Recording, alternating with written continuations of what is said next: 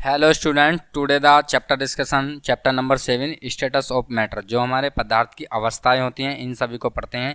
पदार्थ में कौन कौन सी अवस्थाएं होती हैं, जैसे सॉलिड है, लिक्विड है और गैस हैं। तो स्टूडेंट करते हैं अपनी क्लास को स्टार्ट। पहला पॉइंट है हमारे पास, वैन वी लुक अराउंड। जब हम चारों तरफ देखते हैं या चारों तरफ जाते हैं या घूमते हैं, वी साई वेस्ट एवरी और डिफरेंट से हमें विभिन्न प्रकार की वस्तु देखने को मिलती हैं, विभिन्न चीज़ें मिलती हैं।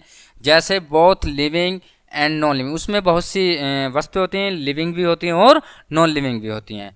These object come in various size, जिनका आकार शेप आकृति जो होती है, and colours are and they have weight, उनका वजन, मास एंड ऑप्टिक। उसमें सब में क्या होता है, अपना अपना स्पेस होता है, सब में अपना अपना अलग अलग क्या होते हैं, पार्ट्स होते हैं। कुछ हो के आकार में डिफरेंट होता है, कुछ कलर में डिफरेंट होता है, कुछ हो के वजन में डिफरेंट होता है, कोई स्थान घेरने में डिफरेंट है। इसका मतलब यह है कि जो वेट है, जो मास है, उसमें क्या होता है, ऑप्टिक स्पेस, उसमें क्या है, अपना स्थान घेरती है वो। All of these links can be classified as matter. जो हमारे पास वस्तुओं का जो वर्गीकरण है वही क्या कहलाता है, हमारे पास मैटर कहलाता है, पदार्थ कहलाता है। इन दिस चैप्टर, इस चैप्टर में हम we will explore different status of matter.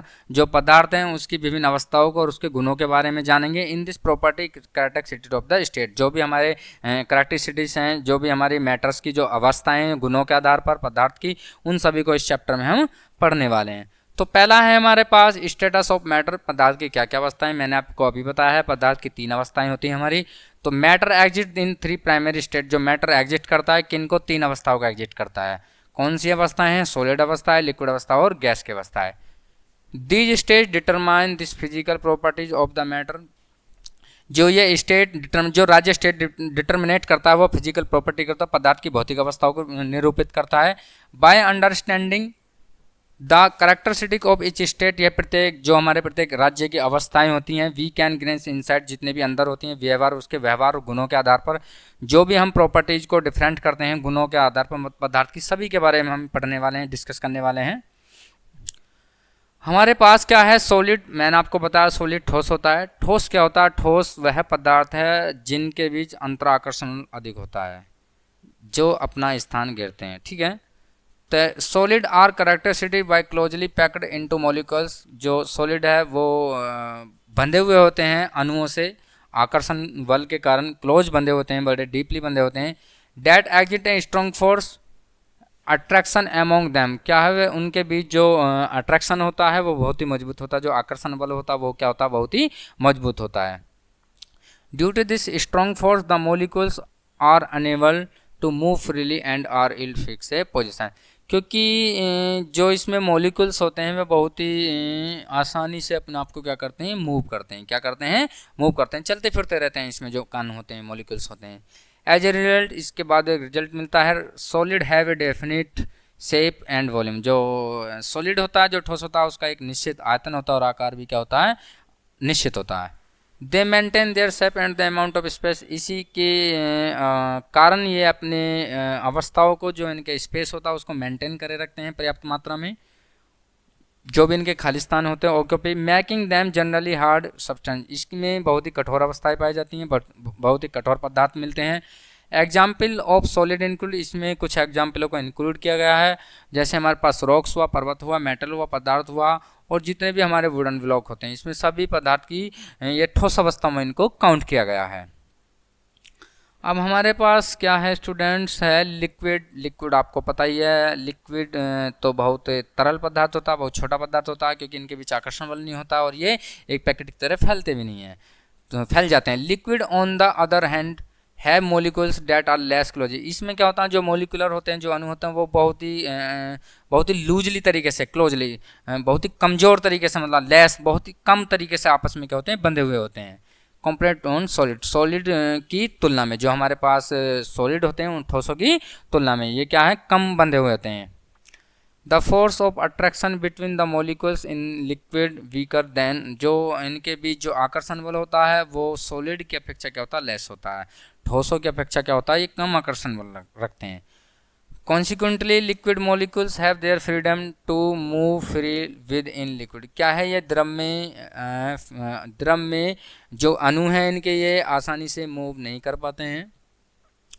Deposit this amount of space occupied, by a liquid man is constant.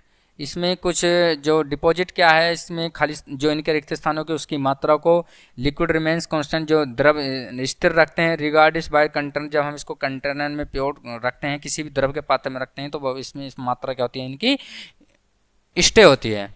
The shape of liquid, जो हमारे पास द्रव की जो शेप है, हाउ ओवर कैसे we can change into the container. Container में जब उसको हम डालते हैं तो उसमें उसकी जो मात्रा वो क्या हो जाती है, बदल जाती है, चेंज हो जाती है।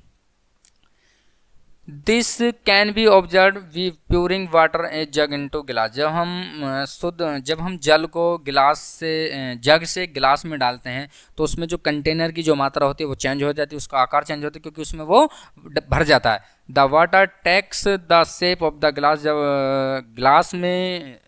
गिलास में जल को डाला जाता है तो उसका आकार जो होता है, while the volume water remains the same. आयतन तो निश्चित रहेगा, लेकिन उसका जो आकार है वो क्या हो जाएगा, चेंज हो जाएगा।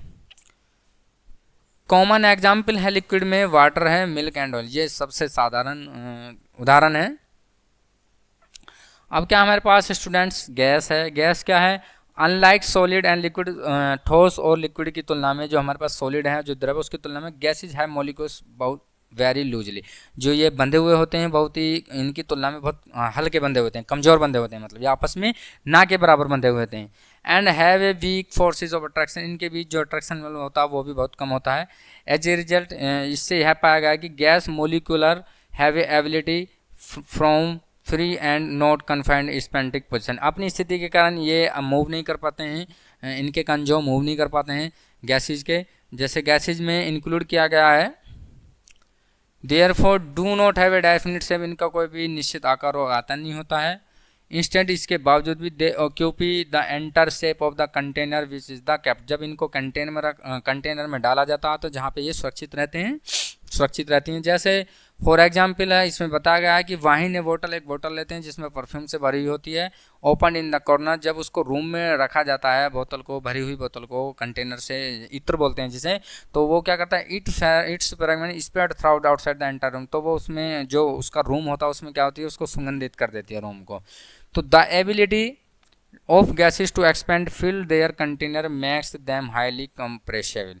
ये जो इसकी ये योग्यता है, ये गैसेज की जो एक्सपेंड करती है फिल देयर कंटेनर को, जो कंटेनर को भरी हुई होती है उसको बनाती है highly compressible. Air and varices gases, इसमें जो हवा की गैसें हैं वो कौन सी है, ऑक्सीजन है, कार्बन डाइऑक्साइड है। Fall into the category of gases substance, इस कैटेगरी में दो गैसें ही पाई जाती हैं। अब है हमारे पास कंपोजिशन ऑफ मैटर, जो पदार्थ की जो अवस्थाएं हैं, जो पदार्थ के जो रिगार्डिस हैं। Matter regardless its state composite to tiny particles known as molecules. जो पदार्थ में हैं वो इसमें छोटे छोटे क्या होते हैं, पार्टिकल्स जुड़े होते हैं, छोटे छोटे कणे होते हैं उसमें, नोन एज मॉलिक्यूल्स, जिन्हें हम जानते हैं। These molecules are incredibly small, इसमें जो मॉलिक्यूल्स होते हैं बहुत ही छोटे होते हैं। To the point where the can not be seen, जिन्हें हम देख नहीं सकते हैं, जिन्हें हम अपनी सूक्ष्म आंखों द्वारा देख नहीं सकते। इसमें बहुत छोटे छोटे कण होते हैं विद एन एक्ड आई, जो हमें आंखों के द्वारा देखा नहीं जाता। Further more molecules of different substance, जो मॉलिक्यूल डिफरेंट जो अणु होते हैं या जो कण होते हैं वो डिफरेंट साइज के होते हैं, different from the one other, एक दूसरे से बिल्कुल अलग होते हैं। It is composition of the molecules gives matter, ये जो मॉलिक्यूल्स होते हैं ये जो पदार्थ को देते हैं unique properties and characteristic. Unique properties, characteristic, जो इनकी विशेषताएं होती हैं पदार्थ की, अणुओं की, उनके बारे में पढ़ते हैं। Understanding the state of matter the composition provide, जो अंडरस्टैंडिंग्स में जो मैटर की जो पदार्थ की अवस्था है वो कंपोजिशन प्रोवाइड कराती हैं फंडामेंटल एक्सप्लोरिंग को। वेराइज सोनेपिया एंड प्रोसेस, ये एक ऐसी प्रक्रिया जो डेली लाइफ हमारे जीवन में चलती रहती हैं। बाय स्टैंडिंग, जब हम इनको पढ़ते हैं व्यवहार के, इनके व्यवहार को, इनके प्रॉपर्टीज को, पदार्थ की जो अवस्थाएं हैं, साइंटिफिक जो वैज्ञानिकों ने रिसर्च की हैं इनकी अवस्थाओं को। अनकवर वैल्यूएबल इनसाइट, जब इनको ढकते नहीं हैं हम या इनको अनेबल इनसाइट करते हैं, अंदर की तरफ से कंट्रीब्यूट करते हैं। तो एडवांटेज इन नंबर्स फील्ड, इनका कुछ एडवांटेज दिया जाता है इन नंबरों में। फील्ड्स में सच ए मैटर, जो पदार्थ की अवस्था, साइंस में, केमिस्ट्री में और इंजीनियर में। अब क्या है, इनकी जो है कुछ ऐसे पॉइंट हैं जिनके बारे में हम पढ़ने वाले हैं। पहला है हमारे पास सॉलिड, ये डेफिनेट शेप होता है, बिल्कुल राइट बात है। लिक्विड जो होता है नो डेफिनेट शेप होता है, इसको कोई निश्चित आकार नहीं होता है। जो गैस होता है नो डेफिनेट शेप, इसका भी कोई निश्चित आकार नहीं होता है। दूसरा है, फिर क्या है, tag the shape of the container, जब इनको कंटेनर में रखा जाता है शेप को, it tags the shape of the container, इनको भी कंटेनर में रखा जाता है। अब है डेफिनिट वॉल्यूम, इनका डेफिनिट है, इनका निश्चित है, ये नो डेफिनिट वॉल्यूम है, क्योंकि volume is same is that of the container which is the kept, in पे वॉल्यूम वहाँ पे सेम नहीं होता जहाँ पे इनको रखा जाता है। जनरली हार्ड, ये बिल्कुल नॉट हार्ड हैं, ये नॉट हार्ड हैं। इट डजेंट फॉलो, ये फॉलोज करती हैं, ये फॉलोज नहीं करती हैं। ठीक है स्टूडेंट्स। अब है फिजिकल एंड केमिकल चेंज, भौतिक और रासायनिक परिवर्तन कैसे होते हैं, भौतिक और रासायनिक परिवर्तन के बारे में पढ़ने वाले। वैन वी ऑब्जर्व, जब हमने ऑब्जर्व किया कि इनके गुणों के व्यवहार ऑफ सब्सटेंस, इनके व्यवहार के आधार पर वी कैन आइडेंटिफाई की whether of a change physical, कैसे भौतिक और रासायनिक परिवर्तन होते हैं, इनके गुणों के आधार पर हम देखते हैं। तो पहला है हमारे पास फिजिकल चेंज, जो भौतिक परिवर्तन होता है उसके बारे में। Physical change occur when the arrangement of state of the molecules change, इसमें क्या होता है, जो इनकी अवस्थाएं हैं वो बदलती रहती हैं, चेंज होते रहते हैं। But the nature of the molecules, लेकिन जो अणुओं की जो प्रकृति होती है वो चेंज नहीं होती है, मतलब इनकी अवस्थाएं बदलती रहेंगी लेकिन इनकी प्रकृति नहीं बदलेंगी। जैसे कि एक उदाहरण देता हूँ मैं, किसी भी, जैसे मैंने कागज़ का टुकड़ा है उसको काट दिया तो वो उसकी अवस्थाएं तो बदल गई लेकिन रहेगा तो कागज़ का टुकड़ा ही। इसी उदाहरण को इनमें बताया गया कि इन physical changes no substance are formatted, इसमें जो इनके भौतिक परिवर्तन है वो भौतिक जो चेंज हैं वो परिवर्तन नहीं होते हैं, उनसे नया चीज़ नहीं बनती है, नई चीज़ नहीं बनती है, मतलब पुरानी चीज़ों का निर्माण होता है, नई चीज़ें कुछ भी नहीं उत्पन्न होती हैं। जैसे फॉर एग्जांपल है, we cut a piece of paper, जब हम पेपर को कट करते हैं तो इनटू स्मृत वह छोटे छोटे टुकड़ों में कट जाता है। इनटू शेप चेंज, उसकी आकृति तो चेंज हो सकता, उसका शेप तो चेंज हो सकता आकार, but is still remain paper, लेकिन कागज़ का टुकड़ा चेंज नहीं हो सकता। अवस्थाएं चेंज हुई हैं लेकिन उनकी जो डायरेक्शन होती है वो चेंज नहीं हुई है। The molecules of the paper do not change, यही इसमें जो पेपर के जो अणु हैं, जो कण हैं, वो चेंज नहीं होते हैं। अनदर एग्जाम्पल है, जैसे इंटरग्रेविटी है, वाटर का भाप का बदलना होता है उसमें भी चेंज नहीं होता है। बिटवीन आइस एंड स्टीम, जो जल और वाष्प का बदलना उसमें भी चेंज नहीं होता है। Where the state of water change without alternating molecular composition, हम बिना मोलिकुलर कंपोजिशन के इनको बदलाव नहीं कर सकते हैं। अब है केमिकल चेंज, जो परिवर्तन हो जाता है जिससे हमारी नई चीज़ उत्पन्न हो जाती हैं। केमिकल चेंज ऑक्यूर, ये केमिकल जो रासायनिक परिवर्तन है वो ऑक्यूर करता है nature of the molecules change, उनकी प्रकृति को बदलता है, उनकी क्या है, प्रकृति को बदलता है, अवस्थाएं वही रहती हैं। Resulting in the formation of the new substance, इससे क्या है, नया पदार्थ उत्पन्न हो जाता है। जैसे for instance when we burn a piece of paper, जब हम किसी कागज़ को जलाते हैं तो इट्स चेंज वो इनटू स्मोक एंड, वो किस में बदल जाता है, धुआं और राख में बदल जाता है। तो जब हम किसी कागज़ को जला दें तो उसका हम दोबारा जीवन में उपयोग नहीं कर सकते हैं क्योंकि वो राख हो जाएगा। It is not possible reward the smoke and ash back, क्योंकि ये बना दोबारा क्या रिमूव होकर दोबारा चेंज होकर कागज़ नहीं बन सकता है। The molecules of smoke and ash after from the जो पेपर, वही बात बताई गई है इसमें, जो धुआं है, जो राख है, वो चेंज होकर पेपर नहीं हो सकता है। Chemical change can be absorb, जो रासायनिक परिवर्तन वो एब्जॉर्ब करते हैं। और भी चीज़ें इसमें, जैसे when curd is formed from the milk, जो दूध से दही बनती है हमारा, वो भी केमिकल रासायनिक परिवर्तन है। वहन आयरन रस, जो भी हमारा इसमें परिवर्तन होते हैं लोहे पर, जैसे लोहे पे जंग लग जाती है उस पर, वो भी हमारा एक रासायनिक परिवर्तन है। अब है सॉलिड डिजोल्विंग इन लिक्विड, जो डिजोल्विंग होता है लिक्विड की, वो कैसे करते हैं, this process dissolution occur when A solid substance dissolve, जब यह प्रक्रिया जिसमें ऑक्यूर किया जाता है, ठोस पदार्थों को घोला जाता है, किसमें, डिसोल्व इन लिक्विड, द्रव पदार्थों में ठोस पदार्थों को घोला जाता है, तो this result mixture is called solution, यह प्रक्रिया कहलाती है हमारी सॉल्यूशन कहलाती है, जिसमें ठोस को द्रव में घोला जाता है, यह क्रिया क्या कहलाती जाती है, हमारी सॉल्यूशन कहलाती है। अब क्या सोल्यूबिलिटी क्या होता है हमारे पास, जो विलयता होती है वो क्या है, substance that a capable dissolving in spending liquid and said to be solvent in liquid, जब द्रव को हम किसी पदार्थ में घोलते हैं तो ये पदार्थ की कौन सी अवस्था कहलाती है, लिक्विड अवस्था कहलाती है, जिसे हम सोलेबल बोलते हैं, जिसमें द्रव को घोला जाता है, जिस पात्र में द्रव को घोला जाता है वो द्रव की क्या कहलाती है, सोलेबल कहलाती है। This solid desk in liquid is called the solute, जिस बर्तन में ठोस को घोला जाता है तो वो लिक्विड की क्या कहलाती है, सोल्यूट कहलाता है, उसे विलय कहते हैं, उसे क्या कहते हैं, विलय कहते हैं। While the liquid which the solute dissolve, जिसमें द्रव को घोला जाता है वो क्या कहलाता है, सोल्यूट कहलाता है। डिसलॉव इज कॉल्ड टू सॉल्वेंट, वो विलायक कहलाता है जिस बर्तन में उसको घोला जाता है। कहना का अर्थ मेरा ये होता है जिसमें कम मात्रा होती है उसे विलायक कहते हैं, जिसमें जिस बर्तन में उसको घोला जाता है जिसमें अधिक मात्रा होती है उसे विलायक कहते हैं, उसे सॉल्वेंट कहते हैं। उसे क्या कहते हैं? सॉल्वेंट कहते हैं। जैसे मेरे पास मैंने ये कंटेनर लिया, कंटेनर में मेरे पास ये जल है और अंदर से मैं इसमें चीनी डाल रहा हूँ, शुगर जो होता है हमारे पास।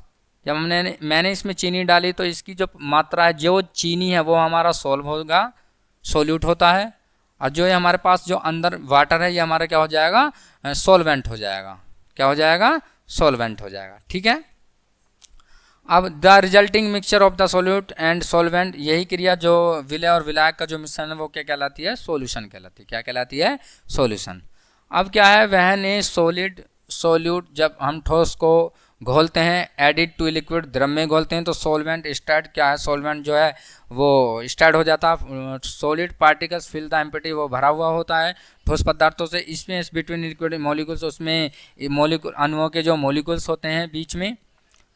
The volume of the resulting solution remains the same is the volume of the, जो इनका आयतन है रिजल्टिंग या सॉल्यूशन का, वो विलायक के आयतन के क्या होता है? सेम रहता है, बिल्कुल इक्वल रहता है।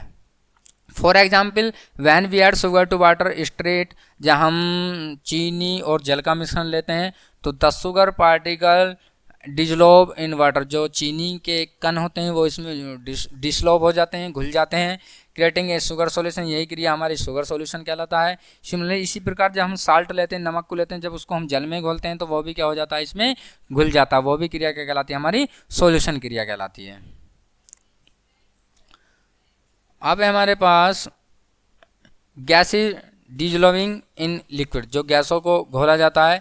Many guys have an ability dissolve in liquid, कुछ गैसों को द्रव में जब हम डिसॉल्व करते हैं, घोलते हैं, तो विद ऑक्सीजन नाइट्रोजन, उसमें oxygen nitrogen carbon dioxide common example है हमारे इसके, उसमें उदाहरण के।